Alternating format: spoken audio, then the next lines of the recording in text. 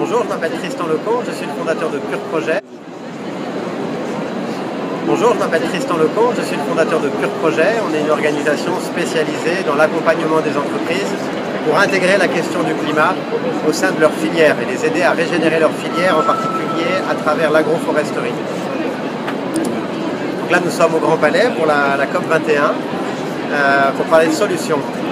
Aujourd'hui, les négociations avancent, mais on pense que ça va être un accord qui va être assez limité et puis pas forcément contraignant, et on sait que dans tous les cas, un accord est toujours difficile à suivre, à contrôler, pour vérifier que les engagements des pays ensuite sont réellement atteints. Il y a souvent eu des engagements pour lutter contre la pauvreté au niveau mondial, avec des engagements d'investir 1% du PIB mondial, et finalement, bien souvent, dans la plupart des cas, les pays riches n'ont jamais honoré leurs promesses. Je pense que ce n'est pas pour ça qu'il faut être déprimé. De toute façon, la solution ne viendra pas que du politique. Et nous tous, à titre individuel et aussi pour les entreprises, on peut s'engager concrètement pour le climat.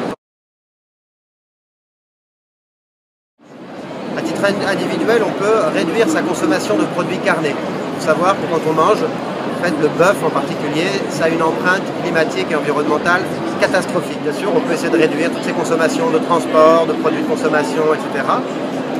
Et aussi mesurer l'impact que ça a sur soi. On va se sentir plus léger, on va se sentir plus heureux, on va garder plus d'argent dans son portefeuille et on va perdre moins de temps dans les magasins pour passer plus de temps autour de la convivialité. Ça, je pense que c'est un message important aussi. Et puis pour les entreprises, il y a un grand intérêt à s'engager sur les questions climatiques, parce que réduire son empreinte climatique, c'est réduire ses coûts. On le voit avec Accor par exemple, ils sont très engagés au Maroc.